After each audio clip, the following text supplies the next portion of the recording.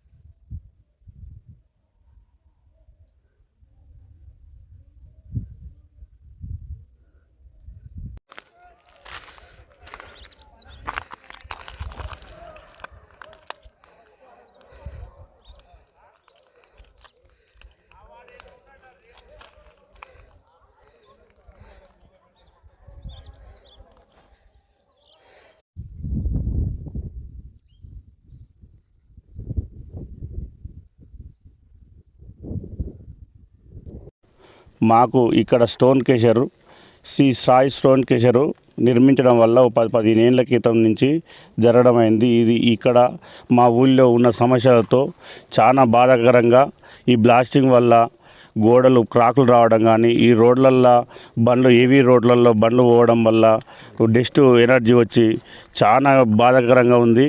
జనాలకి ఇట్లా చాలా డిస్టర్బెన్స్గా ఉంది. కాబట్టి ఈ క్రషర్, సాయి స్టోన్ క్రషర్ని అతి తొందరలో ముగిస్తే మా ప్రజలు, మా గ్రామ పెద్దలు, చిన్నలు అందరూ వ్యవసాయం చేసుకొని బతకడానికి ఆస్కారం ఉంటుంది.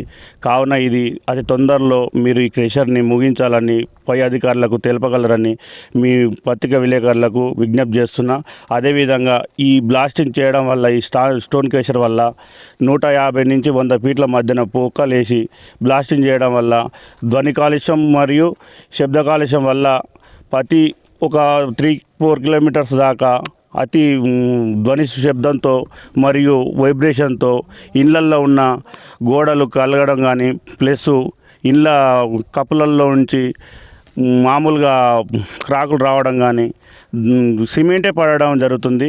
పెద్ద పెద్ద క్రాకులు రావడంతో ఇళ్ళల్లో ఉన్న ఆడవాళ్ళు మగవాళ్ళతోటి ఇళ్ళ నుంచి మామూలు గిన్నెలు చెమ్ములు పడడంతో ఆడవాళ్ళు భయంకరంగా గురి అవుతున్నారు. ఇది అతి తొందరలో ఈ సమస్యని పూర్తి చేయాలని గ్రామం కొరకు పెద్ద మనిషిగా ఉన్న నేను దీనికి అంగీకరించి పత్రికా విలేకరులతో మాట్లాడి తెలియజెప్తున్నాను. అతి తొందరలో ఈ వైబ్రేట్ అయ్యేటట్టు చేసి మీరు ఈ రాజేష్ పటేల్ కుర్మారెడ్డి కొడుకు రాజేష్ ఆయన పేరు.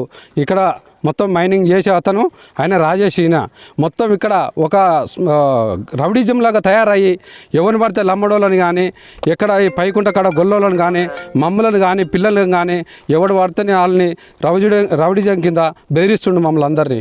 ఏంది ఇట్లా బెదిరించామని మేమంటే మమ్మల్ని కూడా బెదిరిస్తుండు.